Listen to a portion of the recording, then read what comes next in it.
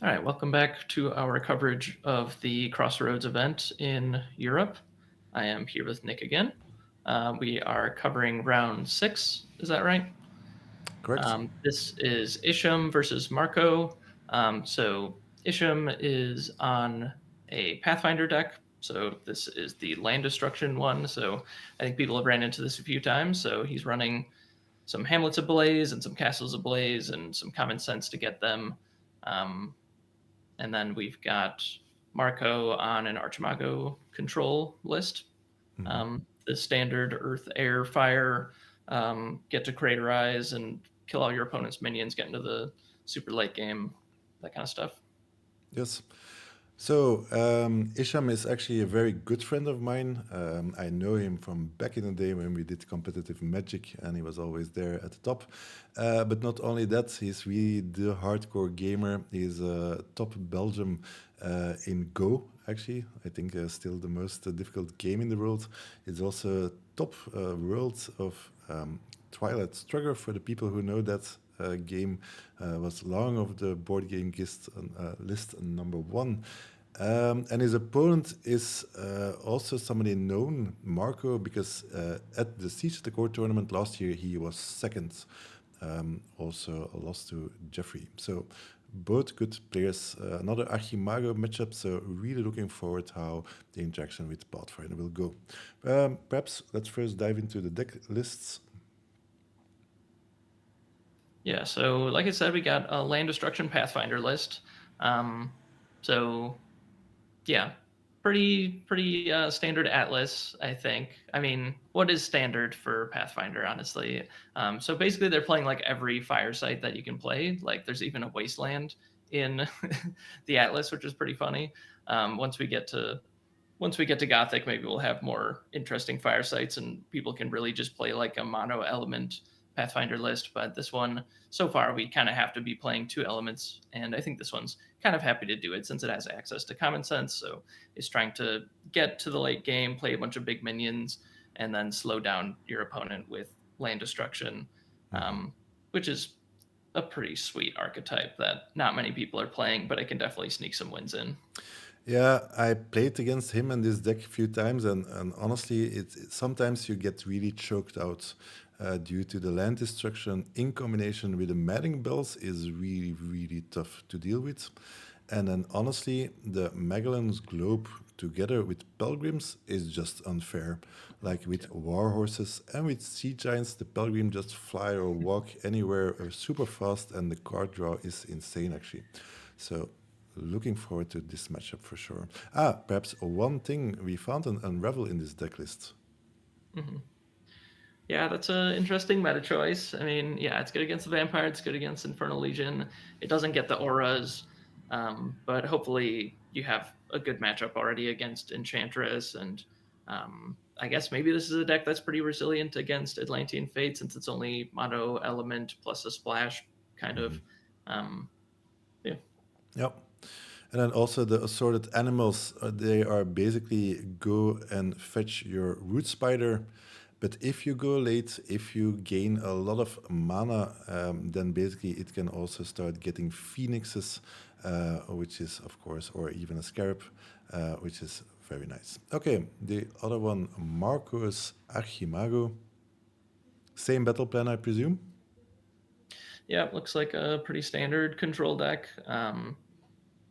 It's got the token package. It's got the two craterize. This one's playing a little bit more minions, so it has the Death Dealer and the vampires and the Titan in it.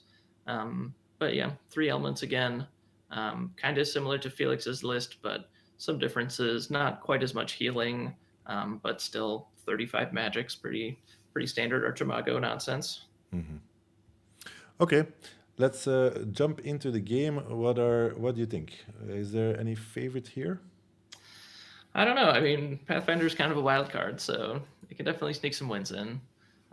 Yeah, if it gets an early Magellan Globe, or if it just gets the land destruction it needs online. I don't know if Marco's deck is playing. It's not playing any Bedrock. It doesn't look like so. That's one of the good things you can have against land destruction, of course. But so yeah, maybe it can sneak some wins in. They're both, again, kind of late game leaning decks. So that is typically in favor of Archimago, but you can never say no to a good Pathfinder win. And for the people wondering what is that avatar line on the board, so yes, we can guarantee that is an Archimago altar. I have seen it somewhere, but honestly, I don't know who made the altar.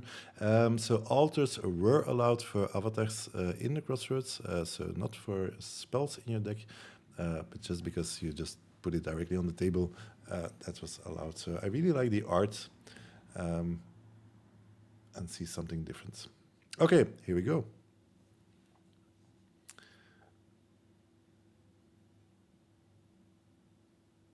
And so Marco is on the play. Pathfinder player almost drew a sight there. You definitely don't want to do that, right? Nope. Yeah, there you go. Honestly, what would happen, because it's just not allowed? I think it's allowed. Like, you can draw one in order to discard it to craterize. That's like the only reason to draw one, I think. Okay.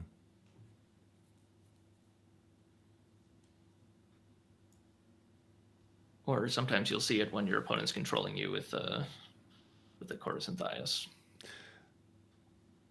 And there you have a pebbled pot. That is relevant. I think it's really one of the best cards against all the Fury or all the aggro stuff. Like, it really hurts the deck so much. Stopping everything with charge, basically. I don't know, for Isham, he has the War Horses. I don't know if there was many other things with charge. Yeah, that might be it. This is common sense. Does he have Earth Threshold? Did he play a core on turn 1, maybe? I think he has Bonfire Desert are his first 2 sites, right? You are completely right. Yeah, he doesn't have a core in his deck, I don't think. So, yeah, I think maybe that was just a mistake. Yeah, it could be. So the funny thing is, like, I was warned that there were mistakes actually that happened in this game. So yeah, I don't have many details, so perhaps that is one of them. Yeah. Okay, and All right, and we're seeing a Bower of Bliss from the Archimago, which is a very interesting choice. I noticed that it does turn off your own Death Dealer, which is immortal, even though it looks like a demon in the artwork. So yeah, Bower of Bliss is so killing against anything that wants to draw a lot of cards, because Grandmaster Wizards, apprentices, but also the Pilgrims, they are also mortals, and basically they are just a blank card. There we have our Blaze being cast, and the land destruction is real. And I honestly think, like, the site destruction is really annoying for Archimago. They want to have time, and time equals sites on board. So every site you lose is actually a turn that you also lose. So I think actually it's quite a good matchup for Pathfinder. I don't know in the long run where it falls, who is preferred. I guess we still believe Archimago is always strong, but so very curious how this will end up. And a pyre was actually already drawn, perhaps a bit too early.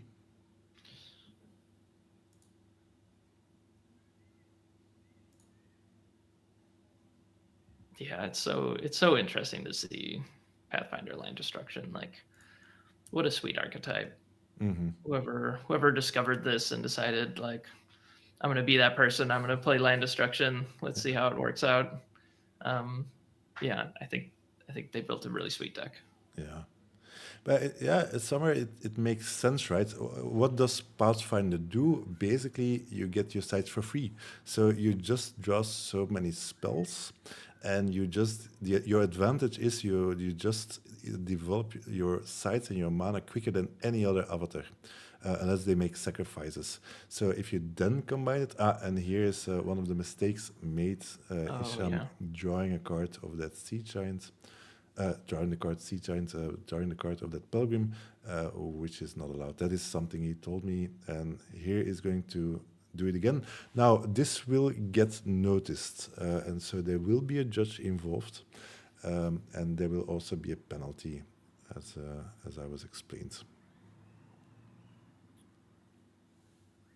So I was saying, like Pathfinder, he develops so quickly. So if you can then misuse it by destroying your opponent's sites, that is just very painful, especially if you then go into a manning bell.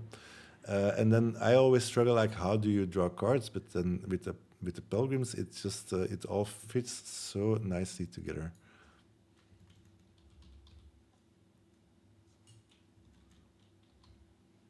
Yeah, I'm just mystified by this sweet deck, honestly. Man,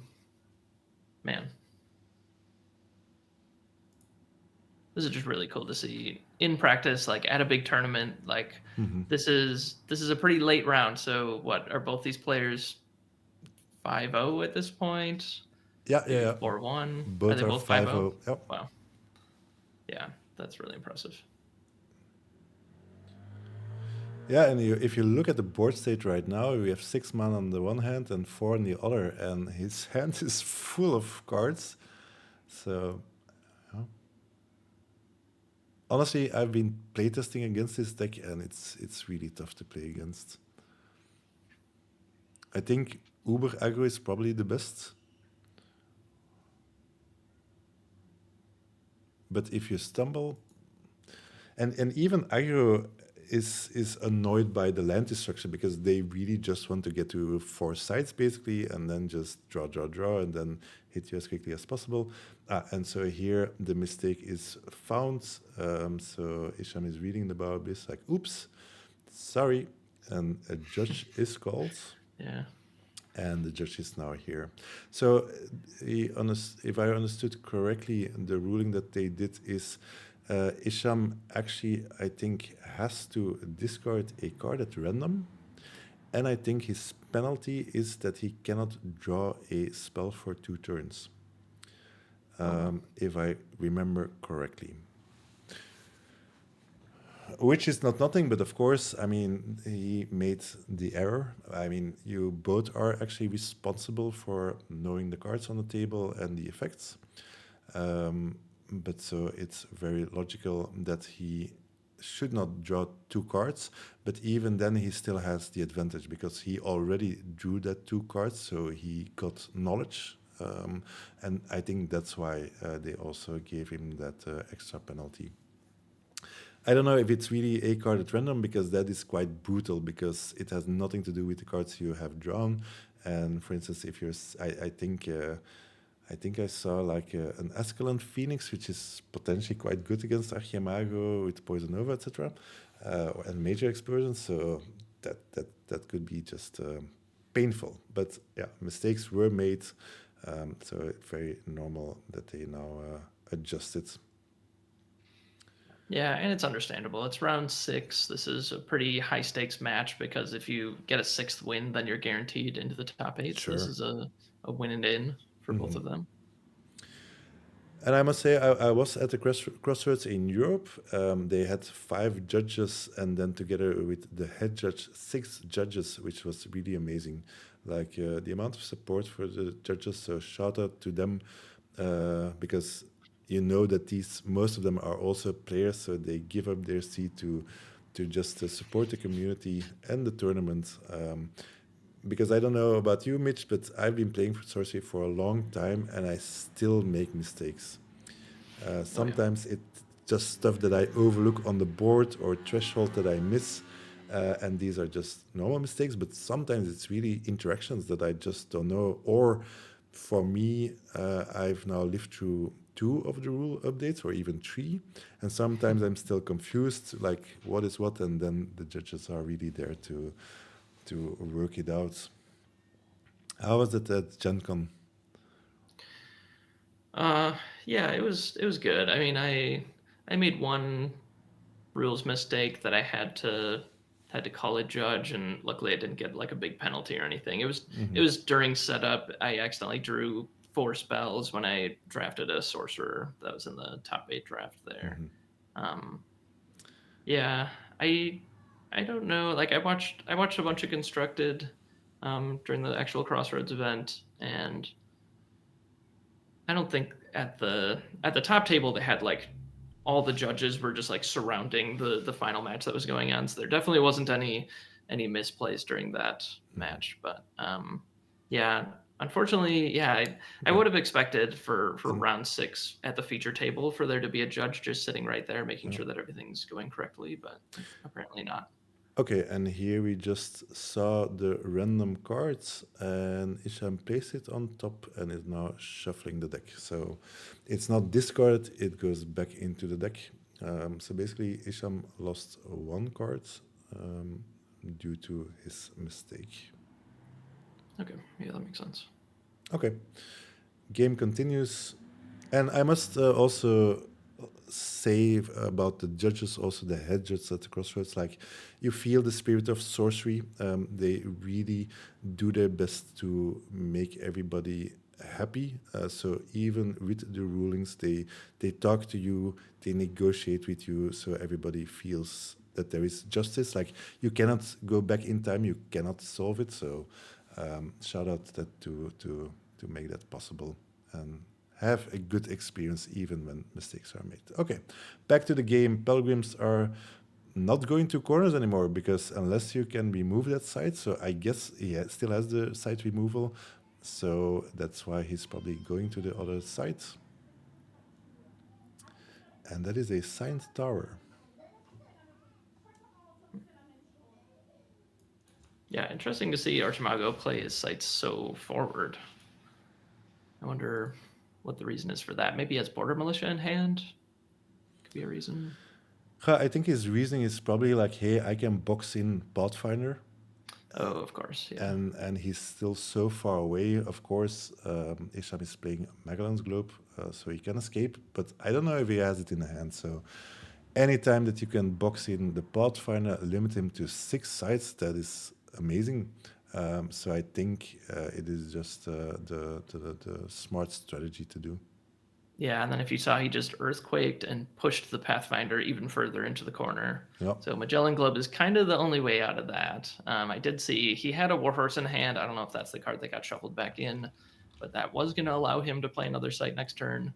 But yeah, outside of Globe, I don't know what you can do. I guess if he has Siege Giant plus Warhorse, phew, but that's yeah, already a big ask.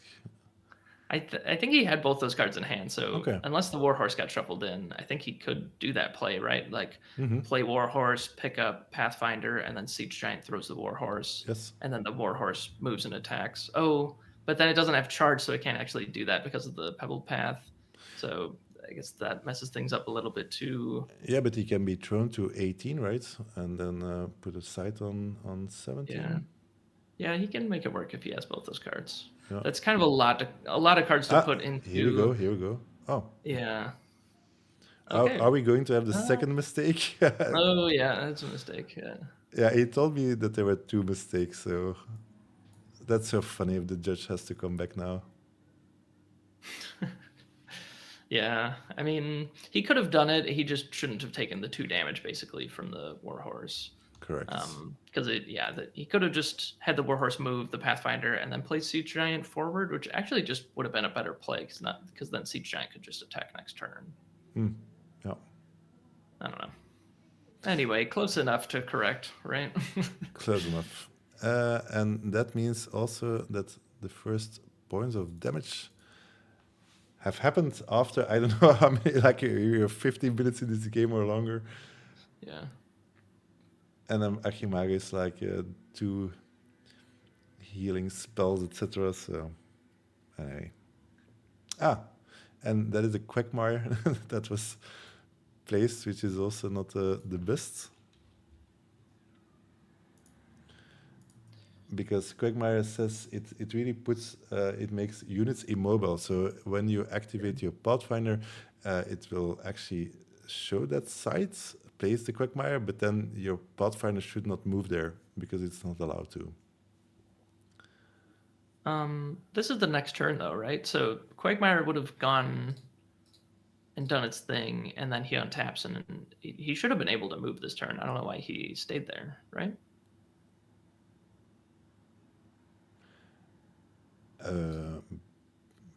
Because it's full. I don't know. Yeah, I guess I don't know.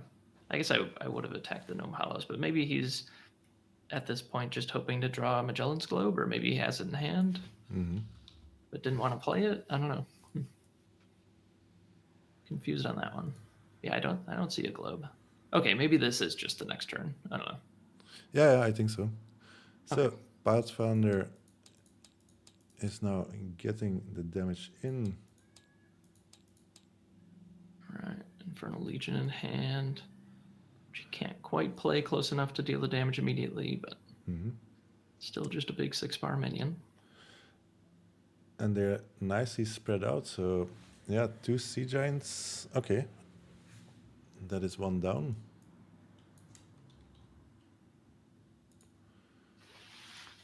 Oh, what a card. The Titan Genesis strike each enemy here. And it's a beefy guy for 6 power. Removing 1 sea giants, but 9 is not a lot. Like, I know there are major explosions, so if there is no healing, this is potentially very dangerous, actually. He's on tapping, so if he has a major explosion, and he's even hitting for 5, so he just needs 4 damage. Bury is cast. Taking care of the Titan. So there is no major explosion, because otherwise I think he would have done it by now. On the other hand, the Archimago doesn't have any healing in hand, so no eggs, no divine healings. So that's a bit unlucky. Yeah, the Archimago is not playing any eggs, I don't think. So it Okay. only has the 3 divine healing to claw its way back. Okay. Um, It's then probably a reaction to the new card swap being played, because yeah. people are very afraid your eggs getting stolen by the swap. Although I must say that at the Crossroads, like, I was playing swap myself, but I didn't encounter that many, actually. And I think, like, we saw in the first game in round 1 with Felix, like, the egg still does its thing, right? It's still so important. And also, if you can bury the swap, bury the egg, it's really not easy to swap it, actually, because it has to be in the same region as well. So the Archimago got hit for 5, so that's 4 life.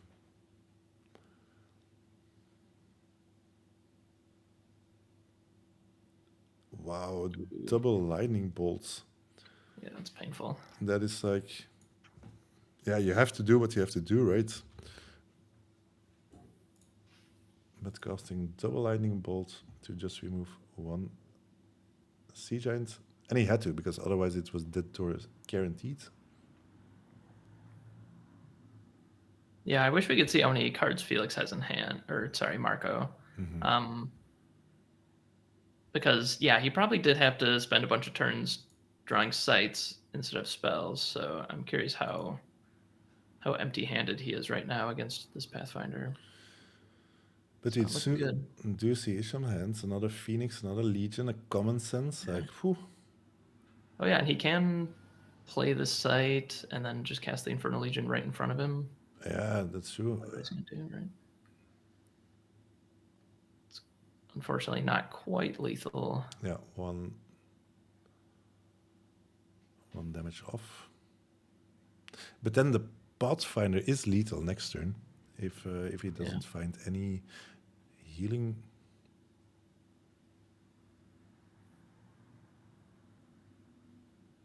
I don't know what happened. I was like, Archimago was building up, boxing in the Pathfinder. Okay, the mistake with the Sea Giant Warhorse, but he actually could have gone to 17, which I think was easier because he had potentially more room there. And he's okay. He's like, okay, he can cast the Legion now any turn. Probably the Archimago will not take a sidestep. And then I guess the The Phoenix does the 4 damage in any way, so okay. I think he's playing Earthquake, I'm guessing. Yes.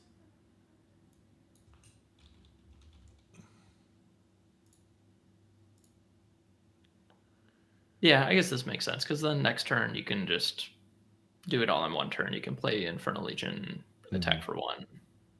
Yeah. From a Death Store that way. Which you can do right now, right? Yeah. Cast the Legion and attack. So that's going to 3.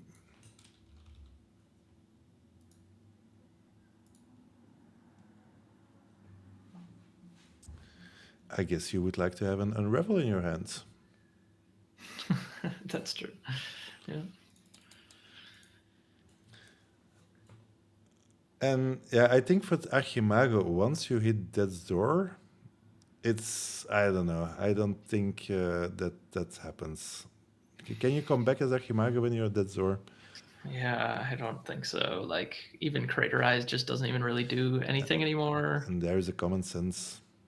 Yeah, common sense for whatever removal spell. Yeah. And that's it. All right, wow. So, yeah, we see Marco get taken down by Isham. So, Isham is in the top 8, it looks like.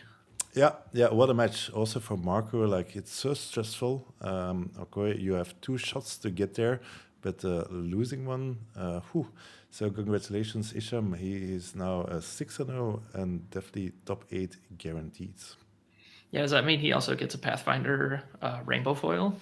No, so normally at the Crossroads, those are reserved for the top 4 only. Oh, really? I heard in one of them that actually the top 8 got them. But so normally, and we are back. So normally it's only reserved for the top 4. So they're not there yet. I would love to get my hands on one of those. I think everybody in the top 8 or everybody in the room wants to have one. I've seen a few up close, and they are gorgeous.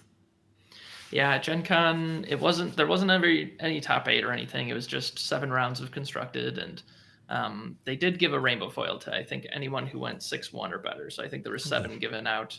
I think there was 1 Pathfinder in there, but no Archimagos. So we'll see if any Archimagos get handed out this time. All right, that's it for us, guys. We give it to our co-casters, Geoffrey and Felix, for round 7, where we see Awad again versus Geoffrey. So basically, Awad, we cast him in our round 1 against Felix Archimago, and now Awad has to face that same Archimago again with 1 card difference with Geoffrey. So stay tuned for the rest. After round 7, semifinals, half finals, and then the finals are coming up. All right, thanks, Niek.